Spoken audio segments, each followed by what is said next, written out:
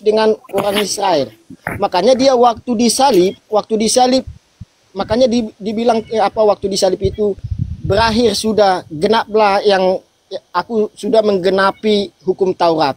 Makanya dibilang di situ, ajarlah murid pergilah kalian ke seluruh dunia, ajarlah mereka dengan nama Bapa, Putra dan Roh Kudus. Apa hubungannya sama pertanyaan saya, Pak? Apa hubungannya sama pertanyaan saya? Dengar dulu. Yesus berpesan mewanti-wanti, ya kan? Sebelum langit bumi runtuh, tidak satu iota, satu titik pun hukum Taurat dirubah. Kemudian nggak ada dibilang langit dan bumi runtuh. Tapi sebelum dia mati, makanya hukum Taurat itu berlaku semua. Oke, baik. Ya, itu pengertiannya. Tapi kalau nggak ada ditulis sebelum langit runtuh. Tapi sesudah dia mati, sebelum dia mati, itu berlaku semua hukum Taurat.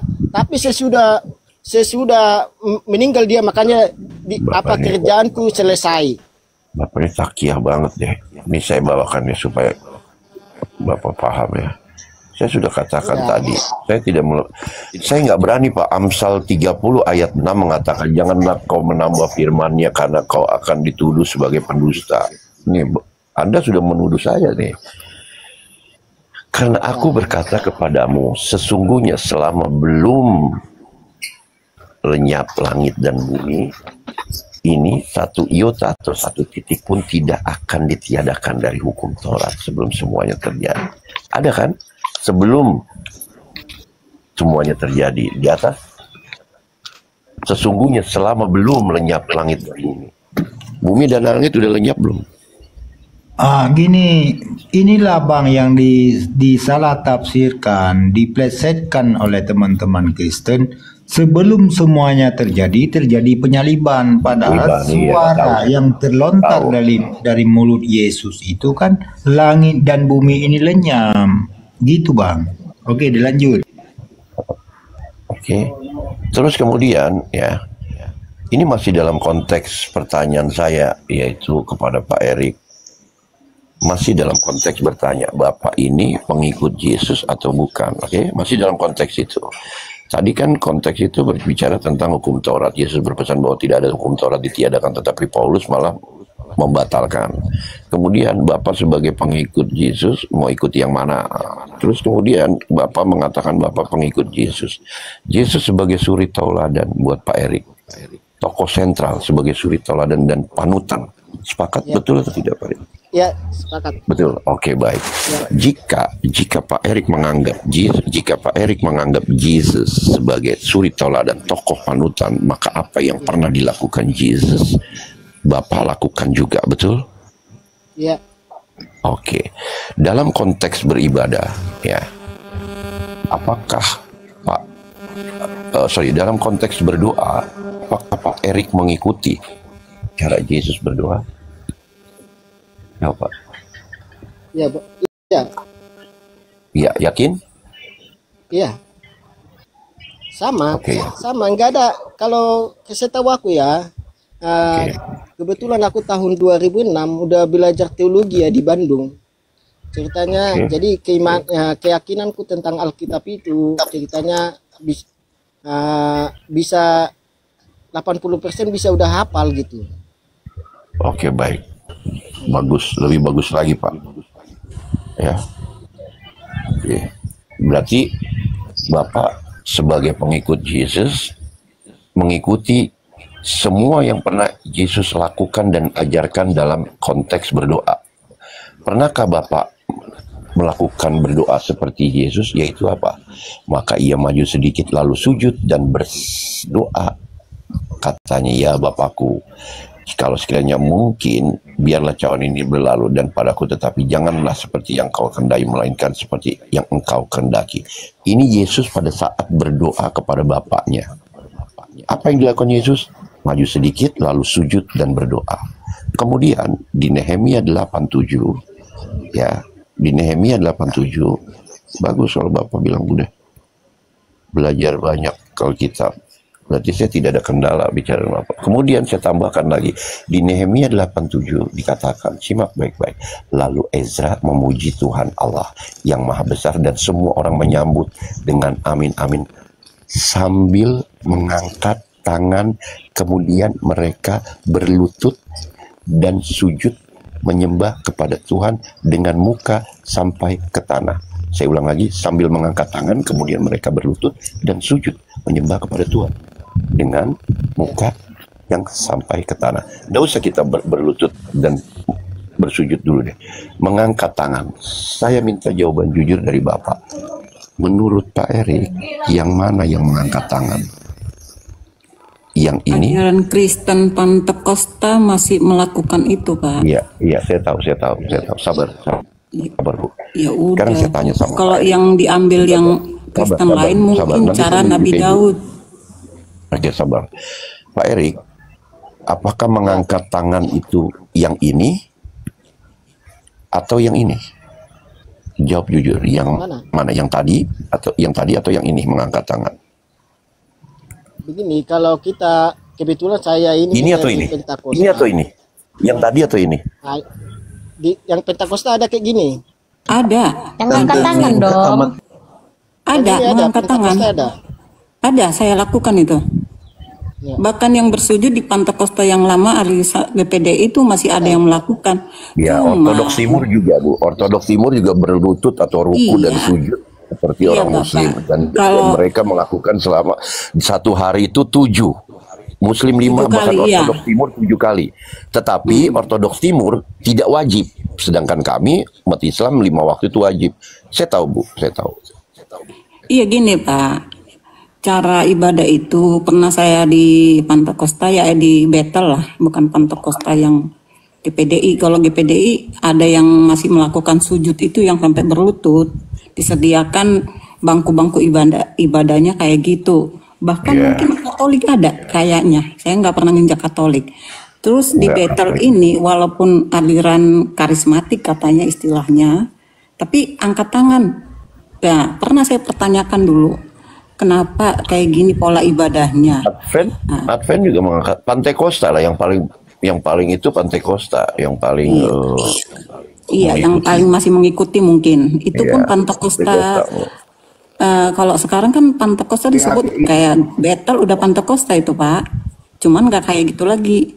GPDI juga Pantekosta di Indonesia udah nggak kayak gitu. Ada yang nggak kayak gitu. Intinya kata para hamba-hamba Tuhan, ya kita mah ibaratnya Nabi Daud juga perjanjian lama kan. Cara bersyukurnya kayak gimana? Itu cara bersyukur di situ, Pak. Cara beribadah, kalau bagi saya beribadah artinya bukan hanya berdoa meminta sesuatu. Beribadah itu kalau kata saya tidak bilang berdoa beribadah, saya bilang dalam konteks berdoa. Iya, dalam konteks berdoa yang diajarkan Yesus setahu saya jemaat pemahaman secara awam otodidak, tapi kalau masuk akal, yang diajarkan Yesus, doa itu, cara bersujudnya, kalau boleh cawan ini lewat, ya mengajarkan itu, memohon kepada Allah Sang Sumber, di dalam menghadapi perjalanan ini. Terus cara bersujudnya itu, ya nggak ada kan ditekankan harus bersujud, tapi yang ditekankan doa Bapa kami, di semua Kristen, doa Bapa kami. Itu yang diajarkan Yesus. Bukan cara majunya, nggak ada kan di hukum Taurat harus maju bersujud. Kalau padahal Yesus sendiri melakukan itu, Bu. Kenapa tidak kalian lakukan? Ada yang melakukan. Tadi kan udah saya jelasin, GPDI ada. Apa masuk akal? Di gereja itu kan kursi-kursi, ya kan? Kursi-kursi berjejer. Kalau ibu mengatakan seperti itu, berarti kursi-kursinya mau diletakkan kemana? Ibu gimana, berbohong apa gimana ini? Sebagian ada, Pak, Ibu, yang coba lihat di... Iya, Ibu bilang seperti itu, tapi kita tahu sendiri bagaimana susunan kursi, susunan tempat ibadah di gereja itu, kursinya ada kursi-kursi, bukan kayak masjid yang lapang saja gitu. Kalau ibu mengatakan ada yang seperti itu, bagaimana caranya mereka seperti itu? Tadi yang saya bilangin kan cara Nggak masuk digambarkan akal itu angkat jawaban tangan ibu. dulu. Udah kita jangan ya kita mau ya, kalau sesuatu yang digambarkan tadi angkat tangan masih saya lakukan waktu di battle. Oke, Terus kalau mengangkat tangan mungkin masih, tapi kalau yang bersujud ibu bilang mengatakan ada, bagaimana mereka bersujudnya? yang nggak saya jalanin semua Pantekosta sekarang saya pernah Berarti kan bahkan ibu bersujud pernah saya tidak lakukan benar di battle loh. omongannya gitu loh. Pernah saya lakukan di battle sekali. Pas itu acara kayak gitu ya udah disisihkan itunya. Kalau memang ibu lakukan begitu, apa nggak mentok itu bokong sama kepala? Karena di situ kan kursi doang. Pernah saya lakukan kursi kami kan ada yang kursi yang udah permanen itunya. Kalau kami kursi kayak kursi plastik itu bisa digeser-geser. Kami geser dulu. Pernah saya lakukan sekali jujur. Begini penjelasannya itu. Ingatkanlah jangan dibantah lah. Nah, kalau itu nggak penting itu. Iya, kan ditanya tadi tradisi saya tradisi mau orang menekankan Israel pengajaran itu Yesus itu pola ibadahnya. Bukan yang diajarkan pola ibadahnya. Kalau mau kita ambil, silahkan. Gaya manusia kan bebas disuruh, makanya bebas kita mau cara ibadah kita. Bahkan kalau kita lari ke itu nggak diatur, hadap kiri, hadap kanan. nggak ada di kewajiban itu, nggak ada perintah itu. Tapi kalau doa Bapak kami itu perintah. Itu yang diajarkan yang harus kita itu pun. Pernah saya ajar Bapak kami itu perintah. Itu perintah siapa? Di mana itu datanya? ada di kitab suci doa Bapak kami. Di mana? Ya cari tahu sendiri. Kalau kami mah nggak perlu. Loh. Mau Kalian belajar ya cari mengatakan tahu. ada. Tapi kalian tidak mau menunjukkan datanya. Berarti kan kami bisa kan bilang ibu berbohong gitu loh. Kalau memang ada, tampilkan datanya di mana? Apakah di Matius, Yohanes, Lukas atau di mana gitu? Biar kami Jadi tahu kalau juga ibu misalnya tidak saya cari ibu tahu, tidak berbohong gitu. bukan berbohong. Nah, Kalau misalnya tidak ada datanya saya berarti cari tahu omong apa kosong tujuan kan Bu? kita. Apa tujuan kita ini? Kalau misalnya ada saya dapat nanti bisa saya bukakan, saya cari tahu apa. Bukan saya. Kayak kami Tujuan kita mengajukan kan hanya tadi sharing. Pak Jeru mengajukan data, dia nampilkan data Bu. Jadi tidak omong kosong, ngomong-ngomong seperti itu doang. Nah, ketika ibu mengatakan kami data yang hanya ditampilkan diajarkan, juga. diwajibkan doa Bapak kami, ya makanya saya tanya di mana itu ibu? Siapa yang mewajibkan? Di mana datanya itu wajib? Yang diketahui cuman doa Bapak kami itu saja. Di mana gitu loh? Siapa yang mewajibkan itu? Oke, mau saya jawab Iya, dulu silakan ya. tampilkan datanya. Saya jawab dulu ya, boleh. Nah, siapa yang mengajarkan itu, mewajibkan itu? Saya balik tanya, siapa yang mewajibkan? Di mana diwajibkan harus sujud maju berlutut? Coba, di mana diwajibkan harus sujud maju berlutut? Bu, itu Yesus yang melakukan, ada di Bible tulisannya. Terus ibu membantah itu sendiri. Apakah tidak diketawain sama Kristen lain? Ibu membantah isi Bible ibu sendiri yang ditampilkan sama Pak 3 huruf. Sekarang Yesus mengajarkan pikul salib. Siapa? Di mana itu Yesus mengajarkan pikul salib? Itu yang Yesus datang ke dunia ajaran pikul salib, lain itu apa artinya? Di mana datanya itu? Di mana datanya? Di mana datanya? Yang tersalib. Kok malah bertanya? Tahu lah, yang tersalib itu inti kalau kita cerdas, yang diajarkan di situ bukan apa-apa, ajaran pikul salib lah ke hidup ini. Iya, ajaran pikul salib. Ibu tampilkan di mana ajarannya? Siapa yang menulis di Matius, itu? Markus, Lukas, Yohanes. Kalau Anda mau belajar. Aduh ya Allah. Erik, bantu ini ibu nih. Jangan kau diam-diam aja Erik. Hah? Bantu di mana itu ajarannya? Yesus nyuruh mikul salib. Janganlah. Di mana ajarannya Yesus harus bersujud? Di mana ajarannya Yesus melakukannya? itu? Sekarang Yesus melakukan pikul salib. Kamu Gantian bilang di dulu mana ke ajarannya? agama Islam dulu kita bahas sedikit lah. Enggak, tadi pertanyaan saya belum dijawab. Kenapa pengen bertanya? kalian bilang yang kami Ada, itu ada ayat. diharuskan itu menghafal Gini, doa ada Bapak semua kami. itu ada ayatnya. Saya tanya, Cuma kan kita bukan gimana ahli apa, membuka-buka datanya? Alkitab sekarang. Yang kalian cuma diharuskan membaca, menghafal atau menerapkan doa Bapak kami. Di mana datanya? Nah, kalian nggak sanggup, malah nyerang balik. Dan kalian membantah Nyerang gimana balik. ajaran Kami Yesus Kristen wajib rata-rata- bersujud. Dah, Kristen itu ada di Bible rata-rata kalian. nggak Kenapa ingin kalian bantah menyerang balik, sendiri? hanya menjelaskan ajaran yang dipahami. Tadi contoh di mana cara bersujud, Islam lah yang melakukan. Di mana cara angkat tangan berarti identik dengan Islam. Belum lagi nanti ke sunat. Kalau sunat pun Nah, bisa oke. pemahaman saya. Ajaran mana yang Nggak memang ditekankan. bersujud, Bu? Saya tanya, ajaran mana yang ibadahnya bersujud? Kepalanya menyentuh tanah dan tangannya mengangkat tangan untuk berdoa. Di mana? Siapa? Ajaran mana? Apakah Hindu? Kalian berarti mengikuti Yesus. Coba Di mana itu coba ajaran saya Yesus? tanya, apakah itu ajaran Hindu? Apakah ajaran Kalian Buddha? mengikuti ajaran Yesus berarti. Apakah ajaran Hindu? Apakah ajaran Buddha? Kalian mengajari mengikuti ajaran Yesus berarti. Gini Bu, izin dulu Ya, ya. silakan Pak. Biar nggak terkesan terjadi loncat-loncatan gitu ya. Iya. Jadi gini Bu, itu kan Bible itu kan sumbernya satu, pengilhamannya pun satu, Roh Kudus kan gitu Bu. Ya kan?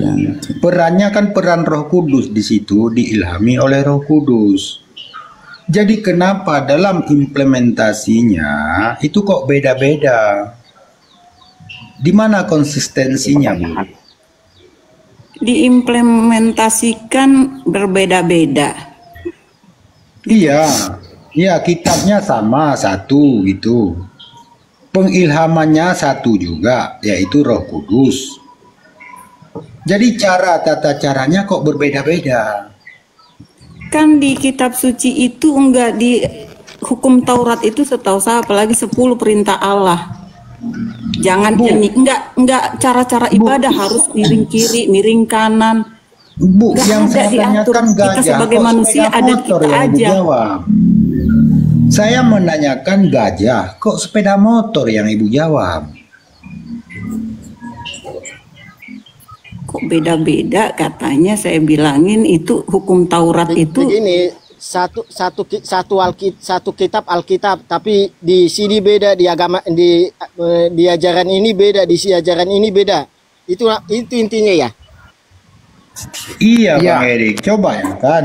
Ini kan kitab begini. suci umat Kristen Bang kan, betul kan? Itu dalam penulisan diilhami oleh Roh Kudus kan, betul Bang? Ya, Nah, Gini, jadi kenapa dalam tata caranya berbeda-beda gitu loh?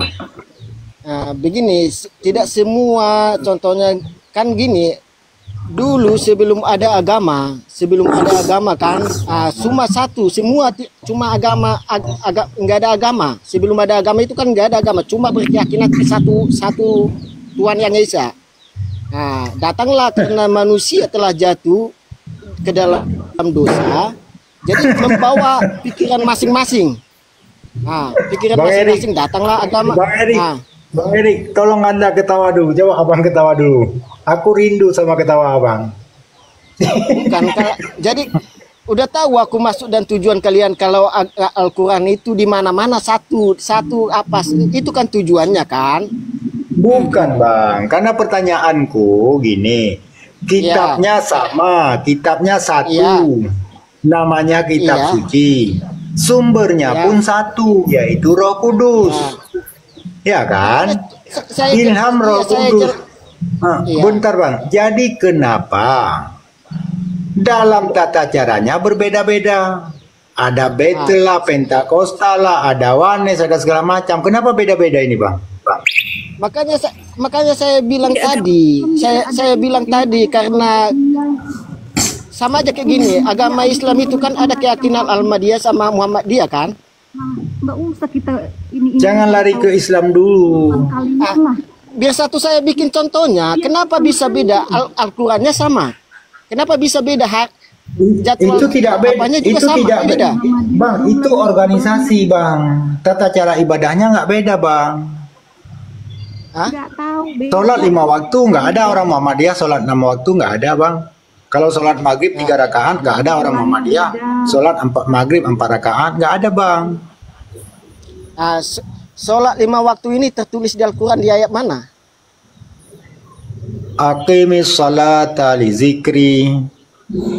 Aqimis sholata li banyak Pak. Ada itu ayatnya. Sekarang begini, tadi saya menangkap Pak Erik mengatakan tentang Islam pun terpecah-pecah ya kan. Perlu diketahui tadi betul Pak Kaisar membawakan bahwasannya yang Anda narasi bawakan tadi itu organisasi. Artinya di sini baik Muhammadiyah maupun Nahdlatul Ulama menyembah kepada Tuhan yang satu, yaitu Allah. Ya, Rasulullahnya, nabinya sama Muhammad. Begitu loh. Tidak ada yang berbeda itu. Itu hanya organisasi ya. Saya sudah jawab. Nanti jangan Pak Erik nanya lama-lama nanya lagi. Nah, lama-lama Pak Erik bilang PKB, P3, Partai Bulan Bintang sama PKS, Denom. Bukan Denom, Pak. Itu partai. Enggak, agama Kristen itu pun tetap keyakinannya satu. Begini Cuma Pak. cara ibadahnya itu namanya buka organik, buka sekte. Nah, cara ibadahnya yang beda, tapi keyakinan tetap satu. Sama aja kayak dibilang abang tadi. Gini bang, tolong jangan nyebrang dulu ya, jangan nyebrang ya kan. Ini kan kita fokus pada pertanyaanku tadi. Kitab sama, yaitu Bible ya kan. Habis itu sumbernya satu juga, pengilhaman Roh Kudus. Ya. Nah, coba bang, fenomena apa yang abang lihat sekarang antar denom, antar gereja bang? Apakah berbeda di situ atau sama bang? Sama menyembah Yesus. Cara ibadahnya memang beda, karena sektenya beda. Kenapa berbeda bang? Sama menyembah Tuhan Yesus, tapi cara beribadahnya yang beda. Iya. Gaya apa? Body language lah. Enggak juga bang. Ada yang Yesus. Ini bang. Ada yang Yesus bukan Bapa, Bapa bukan Roh Kudus bukan Yesus. Ada yang Roh Kudus begini, Yesus. Bapa itu Yesus juga. Beda-beda ini bang, sementara kitabnya satu. Itu yang kutanyakan. Bukan begitu. Bukan. Kalau keyakinan kita tetap sama Yesus, cuma cara ibadahnya itu beda. Jadi sekte gereja itu membawa doktrin gereja masing-masing. Contohnya sekte A, sekte B, sekte C. Jadi membawa aliran-alirannya, tapi keyakinannya tetap satu dengan Tuhan Yesus. Itu nggak ada agama Kristen itu Tuhannya Roh Kudus ini, nggak ada itu. Oke deh Pak, kalau begitu kata Bapak, siapa Yesus? Kita menurut keomongan Bapak lah. Tadi saya berbicara dari awal yang menanyakan waktu Yesus lahir sampai mati mengajarkan pengajaran, dan Bapak cinta Yesus. Dan Bapak ingin jadi pengikut Yesus. Tapi setelah Yesus mati, kenapa Bapak menuhankan dia, sedangkan Tuhan Yesus bukan, nggak ada kata-kata Yesus untuk dituhankan. Bagaimana dengan Bapak gitu? Apa yang Bapak pegang? Kenapa kok setelah Yesus tidak ada kok jadi Tuhan gitu Bapak? Bingung gitu. Di Alkitab banyak kali yang Yesus itu mengakui dirinya Tuhan. Kalau bisa dibuka. Di Perjanjian Lama tidak ada Pak. Pengakuan Yesus tidak akan merubah di Taurat Pak. Di Perjanjian Yohanes 13 ayat 13 katanya Bapak boleh dibuka. Iya, Yohanes 13 ayat 13 bahwa bukti Yesus itu mengakui dia Tuhan. Aku adalah guru dan Tuhan ya kan, bukan Tuhan Pak. Tuhan Pak, Kurios. Tuhan. Kurios Pak. Kurios mungkin. Janganlah dibalik-balikan itu ayat Alkitab yang kita pelajarin sekarang. Pak Eri. Kita bukan mencari menjelekan ini, bukan menjelekan. Kan kita diskusi. Kalau masalah kebenaran itu belum ada yang menjamin, yang melihat yang siapa yang benar. Jadi kita ini selagi manusia ini kita belajar. Belum ada. Oke, Pak Erik. Oke, mari kita belajar ya. Oke, gini Pak Erik, mari kita belajar. Ini saya tanyakan, siapa Tuhan Pak Erik? Yesus. Itu mulai dari Yesus, baik. mulai dari dulu itu pertanyaan. Udah bosan. Pertanyaan botol aja. Oke, baik. Bentar, jangan dipotong dulu ya. Ini izin aku sebentar dengan Pak Erik. Pak Erik, Yesus ini Tuhan di mana Pak Erik? Maksudnya? Pertanyaannya Pak Erik mengatakan, saya tanya sama Pak Erik, siapa Tuhan Pak Erik? Jawab Pak Erik, Yesus, betul? Ya. Saya tanya sekarang, Yesus ini Tuhan di mana Pak? Soalnya dia alam semesta kah? Iya, alam semesta. Dia yang awal dan yang akhir. Alam semesta. Oke, baik Pak. Coba Bapak buka Matius 11:25. Aku nggak bisa buka, kebetulan aku di luar. Oke, izin ya saya bacakan ya. Saya bacakan. Ya. Aku bersyukur kepadamu ya Bapa Tuhan langit dan bumi. Menurut Yesus yang terlontar dari ucapan dari mulut Yesus itu sendiri, Tuhan langit dan bumi itu adalah Bapa. Pertanyaan saya, Yesus ini Tuhan di mana, Pak? Pertanyaannya, kita kembali ke awal Yohanes 1 ayat sampai 3. Jadi Matius 11 firman itu telah biar tahu jawabannya. Firman itu telah menjadi manusia. Firman itu bersama dengan Allah. Firman itu adalah Allah. Firman itu adalah Yesus. Udah, Yesus itu kan Yesus itu kan Tuhan, Mbak. Betul kan? Yesus itu dalam hakikat manusia, ya. Yesus itu Tuhan kan, Tuhan Bapa tadi kan? Iya. Nah, beranikah Bapak Erik membantah perkataan Yesus? Enggak. Baik Pak. Pak ya. Ini kata Yesus. Ya. Kalau memang mau Pak Erik membantahnya silakan. Kata Yesus, Tuhan langit dan bumi itu Bapa, bukan Yesus. Yang mana yang Yang Pak Erik pilih? Ya. Yang mana? Sekarang Yesus makanya aku bilang tadi Yohanes 1 ayat 3 ini, firman itu adalah Allah. Udah di situ semua jawabannya itu. Sekarang Yesus masih ada di dunia. Jadi enggak? Dia Bapa, dia Anak, dia Roh Kudus. Kayak saya biar saya jelasin dengan logika kita sekarang. Allah itu adalah hakikat. Hakikat kita sebagai kita ini adalah manusia. Hakikat kita adalah manusia. Omongan saya itulah firman. Firman itu yang telah menjadi manusia, yaitu Yesus. Apakah itu apakah itu contohnya ucapan saya, apakah itu bukan manusia? Contohnya nama saya Erik kan? Apakah ucapan saya bukan percakapan saya adalah bukan percakapan Erik? Itulah Pak. Saya tidak mau masuk ke ranah teknis. Gini Pak Erik, saya tidak masuk ke ranah teknis. Contoh misalkan gini, teknisnya apa? Ini tembok. Tembok itu ada semen, ada pasir, ada batu di situ. Saya tidak masuk ranah itu. Ini ketika jadi tembok, ya kan? Ketika menjadi Tuhan ini, Pak. Ya, ketika sesudah menjadi tembok, dia berkata, tembok ini berkata, Tuhan langit dan bumi itu Bapa. Ya. Bukan dia, bukan tembok ini. Tadi Pak Erik mengatakan Tuhan Yesus. Yesus itu Tuhan. Sementara kata Yesus itu sendiri, Tuhan langit dan bumi itu adalah Bapa.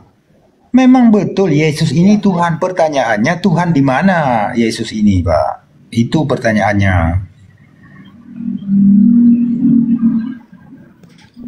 Ya Tuhan semua manusia. semua ciptaan yang ada di dunia di bumi ini. Double gardan, Pak. Bukan cuma Double gardan ini. bukan Muka cuma belakang ini. Tuhannya orang Kristen, Tuhannya orang semua selagi dia ciptaan Umat ya. Tuhan. Oke Pak, bertanya satu Pak Tuhan daripada itu bawa adalah pusing jabatan. Pak. Saya dari Pak Erik. Kasihan dengan Pak Erik ya. Pak Erik hanya satu Pak Erik. Pak. Kasih Pak Erik ya. Pak Erik tanya tuh. Pak. Waktu Yesus hidup tuh Kalau pertanyaan sebelum dia mati, Tuhannya siapa? Ya, sinyalnya ya. Dari tadi 100% manusia, 100% ilahi. Itu udah pertama Waktu mulai Yesus apa ini, hidup mulai room ini. Itu udah apa saya jawab tadi. Sebelum Yesus hidup tuh siapa yang diturunkan Pak? Gini, biar saya apa? Kalau ini yang paling membingungkan, Yesus lahir di Perjanjian Baru. Tapi Yesus telah ada sebelum Adam diciptakan. Itu secara logika kita nggak masuk di akal. Tapi di Alkitab jelas soalnya dia yang awal dan akhir. Dia sebelum ada dunia ini dia udah ada. Ada kejelasannya itu di Alkitab ada. Jadi kalau Itu di seandainya Perjanjian saya Lama ada, jelasin, Pak. Cuma kalian nggak bakal di Perjanjian Baru ada. Jadi kalau saya jelasin, beda Perjanjian kalau Baru sama contohnya Perjanjian Lama, kalian lah Pak. menjelasin Al-Quran kayak ya beda Perjanjian Lama sama Perjanjian Baru. Perjanjian lama Beda. masih janji akan datangnya, akan lahirnya Tuhan. Perjanjian baru tergenapilah lahirnya Tuhan. Yesus lah. Yesus. aturannya dihapuskan ya Bu? Bukan. Perjanjian lama itu Kalau nggak ada istilah dihapuskan, digenapi. kedengaran hanya suara ke Nabi Musa. Tuhan Yesus tuh Tuhannya Yesus dengan siapa Pak? Apanya? Tuhannya siapa? Sebelum Yesus ada tuh Tuhannya siapa? Sebelum ada Yesus, Tuhannya siapa? Allah Bapa. Kan ke Tuhan Yesus katanya. Sebelum Yesus ada Tuhannya siapa? Allah Bapa. Dia yang awal dan akhir. Dia sebelum ada kita, sebelum ada manusia, sebelum ada bumi, dia adalah Allah. Yesus itu adalah Allah. Cuma dia lahir ke dunia ini, dia menjelma menjadi manusia dinamakan Yesus. Allah. Itu. Ya. Allah Tadi kan Bapak tadi dari banyak kita berdiskusi ini Pak ya. Tadi kan ada Yesus berdoa Pak. Berdoa pada siapa dia Pak? Pada keilahiannya. Jadi katanya Tuhan tuh nggak perlu yang lain Pak. Cukup dia sendiri Pak. Tapi kenapa dia pada keilahiannya Pak? Begini, dia mati bukan karena ada yang mengambil nyawanya, tapi dia menyerahkan nyawanya, dia yang mengambil. Jadi dari situ kita meyakini bahwa dialah Tuhan 100%, Tuhan sebagai manusia 100%. Tapi jadi contohnya dia berdoa sebelum di gunung apa itu dia berdoa, Tuhan kalau bisa jauhkan ini dari aku kan. Iya, dia berdoa keilahiannya. Contohnya yang disalib pun dia kok lama-lama sabak tani. Nah, dia berdoa ke Kenapa ditinggalin, Pak? Keilahiannya. Apanya? Kenapa ditinggalin, Pak? Waktu dia mau disalib, memang dia harus Tuhan, kenapa enggak tinggal? Memang dia harus menyerahkan diri. Gimana mau merasakan yang sakit sebagai manusia? Iya. Oh begitu ya Pak ya. Jadi Tuhan tuh kok bisa ngerasain sakit ya Pak? Ya itu ukuran manusianya, gambaran manusia. Kok ngerasain sakit Tuhan tuh? Seharusnya Tuhan kan rasa sakit. Tuhan katanya bisa menghidupkan manusia, menyembuhkan orang sakit. Kenapa kok Tuhan bisa merasakan sakit, Pak? Pertanyaannya sama aja kayak iblis yang menguji Tuhan Yesus tuh. Kalau kamu anak Tuhan, loncatlah.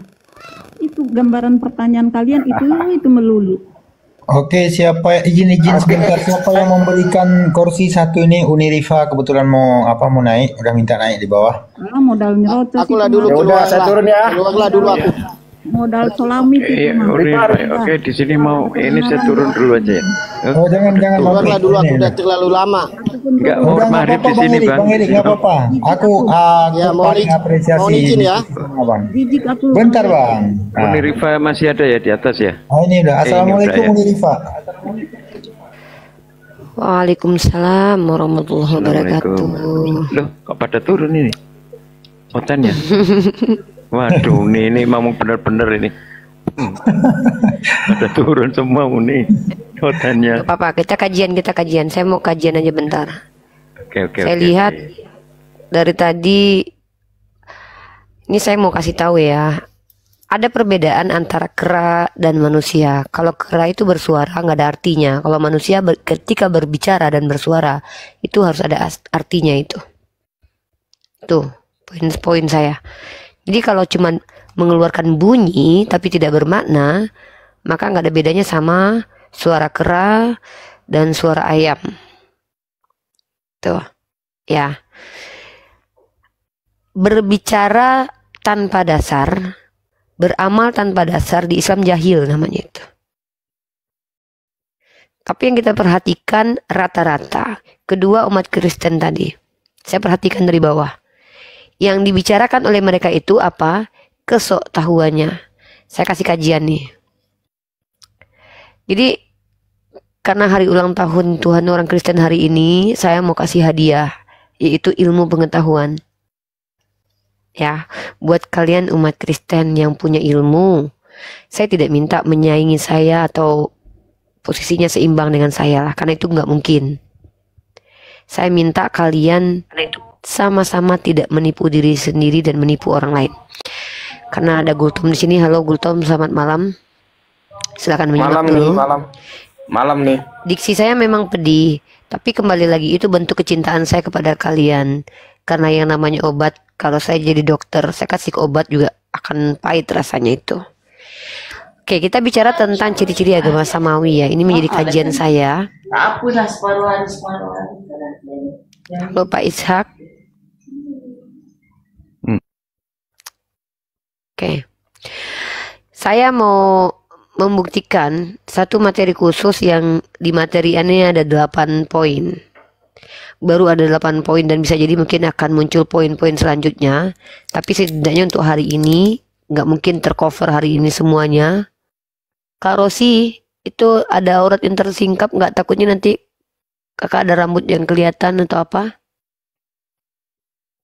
Kak Rosi? Nggak ada. Nggak ada. Satu nggak ada, kedua tidak mengurangi kecantikannya. Udah lanjut.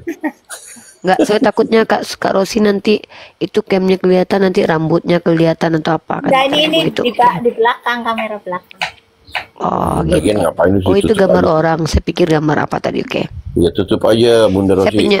Saya punya pengalaman soalnya ada yang pakai green screen tuh auratnya kelihatan, itu pernah. Iya betul. Jadi gini, kalau kita bicara tentang ciri-ciri agama Samawi, saya mau mengajukan ide dan gagasan dulu, dan ini pun berdasar ya, bukan hasil asumsi liar, tapi hasil dari pembelajaran dan kajian. Yang pertama, ciri-ciri agama Samawi itu konsep ketuhanannya monoteis. Itu dulu. Ya. Dasarnya mana? Keluaran 20 nomor 3. Jangan ada ilah lain di sampingku. Ulangan 3239. Jangan ada ilah lain. Nehemia 96. Hanya engkau saja. Mazmur 8610. Tuhan sendiri saja. Yesaya 44:6. Tidak ada ilah lain. Kemudian Yesus itu Yeshua HaMasyiah, anak dari Bunda Maria yang perawan loh ya, yang bukan bersuami loh, yang perawan. Seorang wanita yang perawan tidak bersuami bernama Maryam. Beliau melahirkan seorang putra yang dengan ruhullah, kalimatullah, mengajarkan juga kemonoteisan. Datanya di mana? Yohanes 17 ayat 3, Markus 12 29, Yudas 1 25, Yohanes 4 55. Nah, dari 1 2 3 4 5 6 7 8 9 dalil dalam Biblos, baik dari kitab Perjanjian Lama dan Perjanjian Baru, saya bisa buktikan bahwa Nabi Muhammad, Nabi Isa alaihissalam, Nabi Ibrahim, Nabi Musa itu mengajarkan Tuhan itu satu. Nggak apa-apa, penghujat jangan di mute, biarkan aja. Saya suka. Itu justru membuat saya lebih semangat. Nggak usah di mute, karena kalau di mute nanti mereka pindah ke koma lain. Saya pengen mereka di sini. Nggak apa-apa. Mengobati rasa sakit hati mereka ketika mereka mendengarkan semua narasi saya, biarkan mereka menghujat. Kalau pribadi nggak apa-apa. Tapi kalau Allah dan Nabi, mute. Kalau saya dihujat, jangan di mute. Biarkan. Itu obat bagi saya. Ya. Nah, itu satu. Kalau kita bicara tentang monoteis, maka Tritunggal itu bukan monoteis. Siapa yang bilang Tritunggal monoteis? Saya pengen satu scholar mengajarkan saya, baik pendekatan linguistik, pendekatan esensial, atau pendekatan logika, bisa menunjukkan metode untuk memahami bahwa Tritunggal itu monoteis. Tolong ajarkan saya. Maka ketika agama samawi konsepnya monoteis, Yahudi dan Islam memiliki konsep yang sama, fix di sini saya bisa katakan Kristen penganut Tritunggal itu bukan monoteis. Maka dengan demikian Kristen penganut Tritunggal fix bukan ajaran agama samawi. Itu poin saya dulu. Gultom silakan. Poin by poin. Ya. Gultom silakan tanggapi. Terima kasih Uni atas penjabarannya. Saya sepakat juga apa yang dibilang Uni tentang monoteis.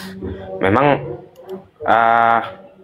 Tritunggal itu bukan monoteis. Kalau dia monoteis bukan Tri lagi namanya. Kalau monoteis. Jadi Tritunggal itu bukan monoteis. Yang monoteis itu yang di luar Tritunggal, gitu kan.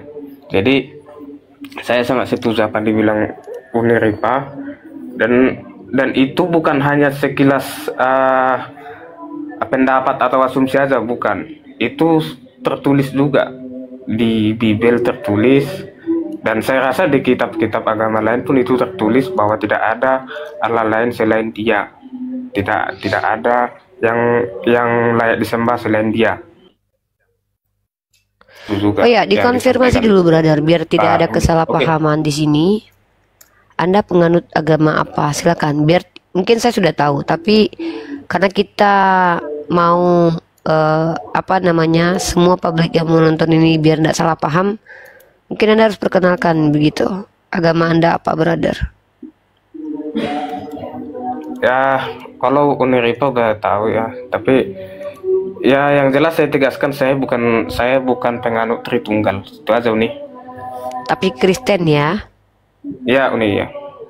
Oke, terima kasih. Itu konfirmasi yang penting ya. Karena kita ada di ruang publik, kita tidak mau memicu kesalahpahaman, kita harus jujur-jujuran di sini. Jangan nanti dikira bahwa Anda umat Islam yang menyamar dan segala macam. Artinya dengan saya minta konfirmasi kepada saudara Gultom, saya hanya membuktikan bahwa tentang konsepsi ketuhanan dalam iman Kristen itu semua tidak sama. Ya, tidak sama. Oke, sekarang kita lanjut ke materi selanjutnya. Ya. Nah, ciri-ciri agama samawi yang kedua adalah, saya tidak tahu nanti ini akan ada satu bahan diskusi yang akan saya diskusikan dengan Gultom. Yang kedua, memiliki kitab suci, yang mana kitab suci ini menjadi panduan, bukan menjadi kutukan, bahkan bukan menjadi asbab manusia berdosa, tapi menjadi asbab manusia dapat pahala dan diselamatkan oleh Tuhan. Contoh, kalau kita bicara tentang hal ini, teman-teman boleh lihat bagaimana kita lihat ya.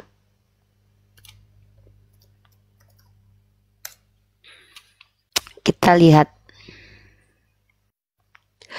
Mazmur pasal 1 nomor 2. Tetapi yang kesukaannya ialah Taurat Tuhan dan yang merenungkan Taurat itu siang dan malam. Mazmur 119 nomor 18. Singkapkanlah mataku supaya aku memandang keajaiban-keajaiban dari Tauratmu. Mazmur 119:97. Tauratmu, betapa aku cinta Tauratmu. Kemudian Mazmur 119. Aku berpegang pada Tauratmu senantiasa, aku seterusnya dan selamanya. Mazmur 119, aku selalu mempertaruhkan nyawamu namun Tauratmu tidak kulupakan. Mazmur 119, 113, banyak sekali diksi Taurat sebagai jalan panduan kecintaan dan juga hal yang harus direnungkan.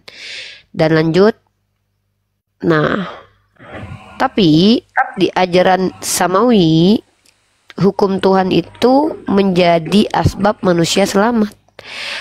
Karena Musa mengajarkan Taurat supaya orang bisa selamat dari dosa-dosa.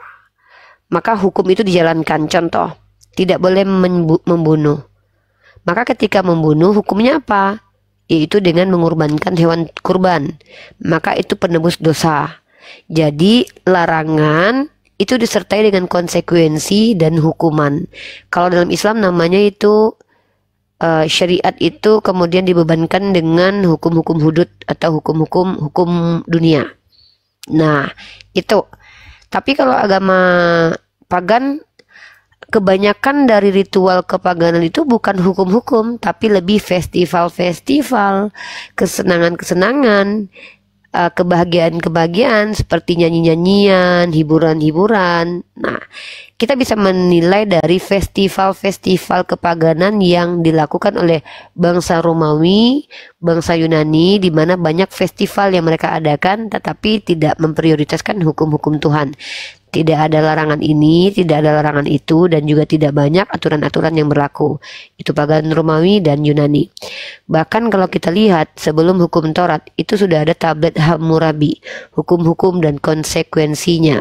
Maka bisa dipastikan hukum yang telah diberikan itu sebelum Taurat ada, sudah ada hukum-hukum, dan kita tidak bisa buktikan kalau itu dari Tuhan karena itu adalah peradaban Mesopotamia, tetapi setidaknya hukum-hukum seperti itu sudah ada sebelum Musa hadir.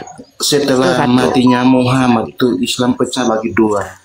Yang mengikuti ajaran Muhammad itu Sunni apa Syiah? Tergantung. Kalau ngikuti Al-Quran dan hadis, mau dia Sunni kayak mau dia Syiah kayak Ahmadiyah kayak hantu belau kayak dia Islam.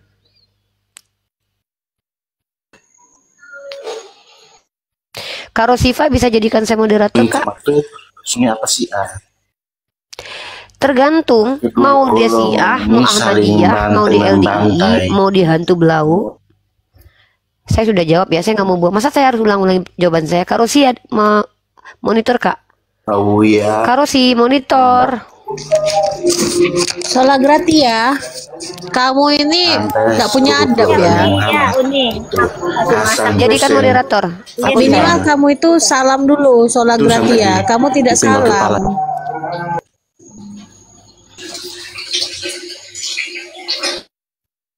Kenapa kamu terguncang sekali? Ada apa? Saya hanya membuktikan kok kalau ciri-ciri agama pagan dan agama samawi itu ada. Lalu kenapa kamu terguncang? Biasa aja lah. Kalau kamu menerima, alhamdulillah. Kalau tidak milih kan nggak apa-apa. Itu nggak masalah kan jadi Kristen Tritunggal. Buktinya sebelum kamu jadi Kristen Tritunggal sudah ada triad kapitol lain dulu kok. Ada kok orang-orangnya, nggak apa-apa. Santailah. Ya, kita juga nggak paksa kamu jadi Islam kok. Bahkan saya dengan saudara Gultom santai, biasa aja. Kenapa harus tantrum? Coba Kak Rosi, jadikan saya moderator biar saya tahu nih. Sudah Uni. Belum Kak, belum. Emang belum ya, coba aku lihat. Coba Kakak cek lagi tuh. Oh iya, tadi belum konfirmasi Pak.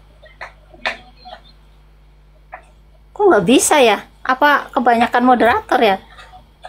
Ya coba cek yang jarang aktif aja gantiin. Aku ganti-ganti semua. Ya. Nenek Rifa tidak hadir di hari mualaf sekabupaten. Iya, saya nggak hadir. Tapi kan tidak runtuh peradaban. Saya nggak hadir. Kami umat Islam itu terpaut lewat hati juga. Nggak mesti harus berjumpa ya. Nah, buat kamu sola gracia, silakan naik ke atas. Tapi tolong jadilah manusia. Jangan jadi domba di sini. Ya. Oke, lanjut. Itu materi loh. Saya cuman pemberi materi loh di sini loh. Bahasa saya tidak keras. Ya. Nah, lanjut ya. Kalau poin ketiga saya bahwa yang namanya agama samawi itu percaya bahwa Tuhan mengutus nabi dan malaikat untuk menyampaikan firman, tapi tidak mengimani Tuhan mengutus Tuhan. Kalau ada Tuhan mengutus Tuhan, itu sama dengan pagan, di mana Zeus mengutus dewa lainnya. Bahkan Zeus sendiri adalah Tuhan yang datang ke dunia dengan rupa manusia. Nah itu. Kemudian Tuhannya agama samawi itu bersifat transenden, beyond logic, tak terlihat. Nah, bagaimana dengan Tuhan kalian ya? Kalian yang tahu. Lalu Tuhannya agama samawi itu tidak berwujud manusia. Allah bukan manusia, ya sehingga dia berdusta. Bukan anak manusia. Nah, kemudian Zeus ke Tuhan. Mike, kamu nggak belajar? Theos itu kan sama dengan dewa. Zeus itu dewa. Theos itu dewa, Mike. Duh Mike, nih saya kasih kamu ilmu gratis ya. Masa gitu aja nggak tahu sih Mike? Masa kamu nggak tahu Theos itu sepadan dengan dewa? Hah? Saya pelan banget loh. Saya santai banget. Aduh. Kamu nggak tahu sih.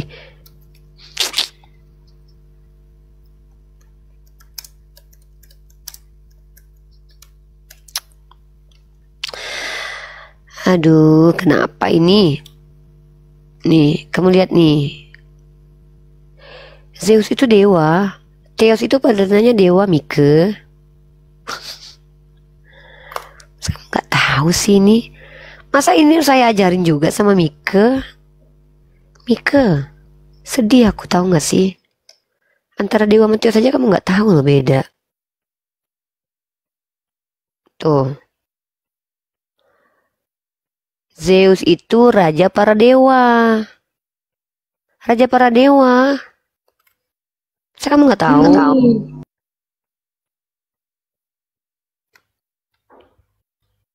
Masa kayak gitu sih Mike? Lanjut. Nah Gultom, ada 3 poin yang sudah saya sampaikan. Mungkin ada tanggapan? Di mana perbedaan kita? Ulangi lagi ya Gultom ya, secara singkat ya. Agama samawi itu ciri-cirinya salah satu diantaranya adalah, disebutkan nih. 1. Konsepnya monoteis. 2. Memiliki kitab suci yang menjadi panduan berkeyakinan.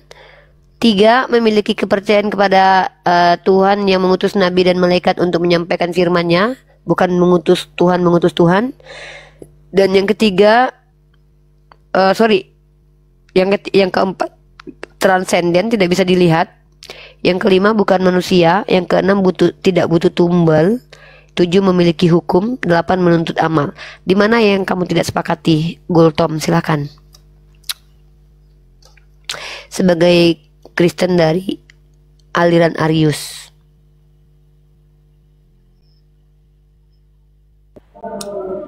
Gultom. Ya, nih. Silakan. Ya, nih. Ada 8 poin uni. Tesis uni ada 8. Terkait ada poin ini, dalam tesis uni ada 8 poin. Pertama, ciri-ciri agama samawi itu konsep ketuhanannya monoteis. Yang kedua, memiliki kitab suci yang dianggap sebagai sumber aturan. Yang ketiga, memiliki kepercayaan bahwa Tuhan mengutus nabi dan malaikat, bukan mengutus Tuhan.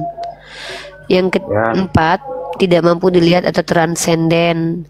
Yang kelima, bukan berwujud manusia. Yang keenam, tidak membutuhkan tumbal darah manusia. Yang ketujuh, memiliki hukum yang jelas. Yang kedelapan, menuntut amal perbuatan untuk dikerjakan. Saya akan komparasi dengan ajaran pagan nanti. Silakan. Di mana perbedaan kita, Gultom?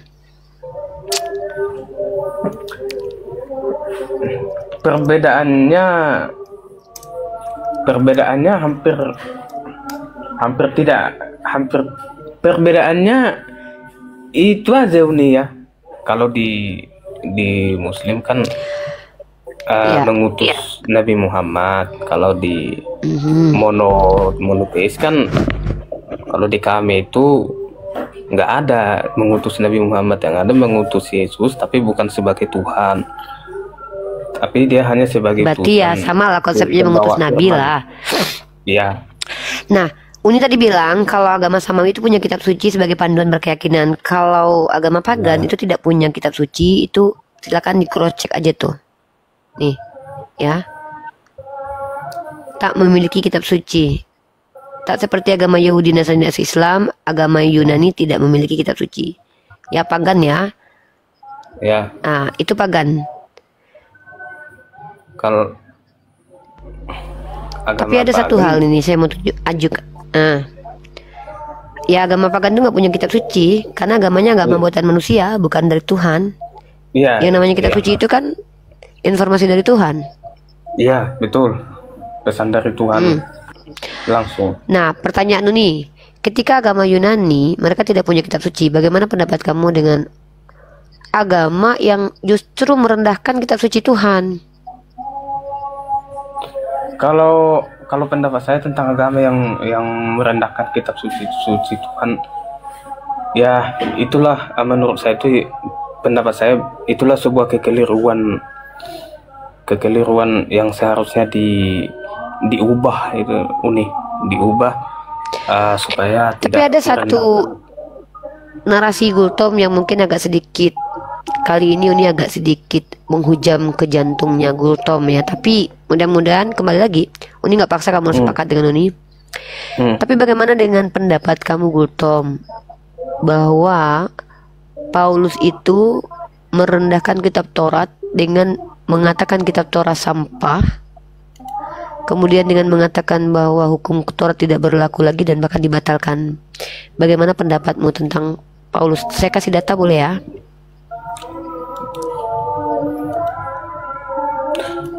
Nah itulah. Coba kamu baca di Filipi pasal 3 nomor 8. Silakan dipelajari itu. Yang mana tadi nih? Filipi pasal 3 nomor 8. Filipi 3 ayat 8.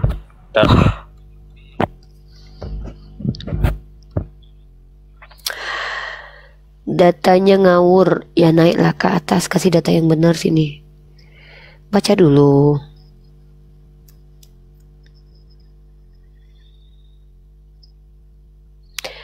Saya siap diskusi sama kalian. Kalau saya salah, tunjukin kesalahannya yang mana, yang benarnya yang mana. Kalau saya salah memahami, itu kan konsepsi, opini. Ya nggak mungkin lah kita sama. Kan saya bukan Kristen. Tapi tolong kalau saya salah luruskan.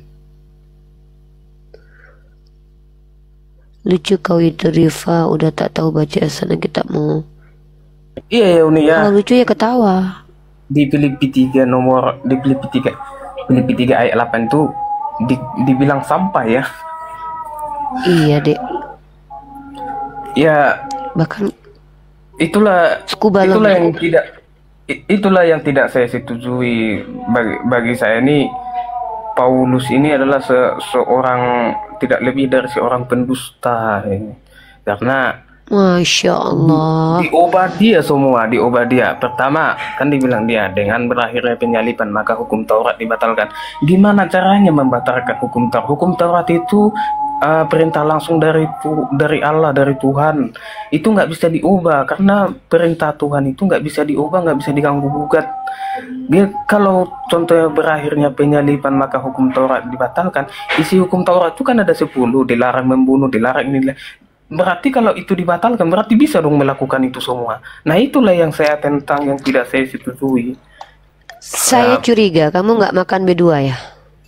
Iya, saya nggak makan, nggak makan. Pantas B2. kamu pintar, pantas kamu cerdas. Kamu nggak makan itu, Masya Allah. Maha benar Allah dengan segala firman-Nya. Memakan makanan yang kotor itu bisa, ya Masya Allah. Subhanallah. Ya, saya tidak berharap kamu jadi Islam, tapi saya berharap kamu bisa mendapatkan kebenaran yang sejati ya. Itu aja sih. Itu hak kamu. Saya tidak ngajak kamu jadi Islam, tidak boleh. Nanti melanggar ke SKB 2 Menteri saya. Ya itu logik. Itu logik. Kamu menggunakan rasional. Bagaimana mungkin Tuhan yang memerintahkan untuk menjalankan hukumnya, di banyak ayat saya sudah tunjukkan, tiba-tiba membatalkan hanya dengan kematian Yesus. Ibaratnya gini, Tuhan bilang jangan membunuh, tiba-tiba hukum Taurat itu dihilangkan dengan adanya pembunuhan. Ini kayak ngebersihkan badan mandi pakai air kotoran, tuh gak sih? Iya betul nih, saya sepakat juga karena perintah hukum Taurat itu perintah Allah sendiri, bukan perintah Yesus atau perintah Paulus, bukan. Jadi perintah Allah itu, hukum perintah dari Tuhan itu nggak bisa tuh diubah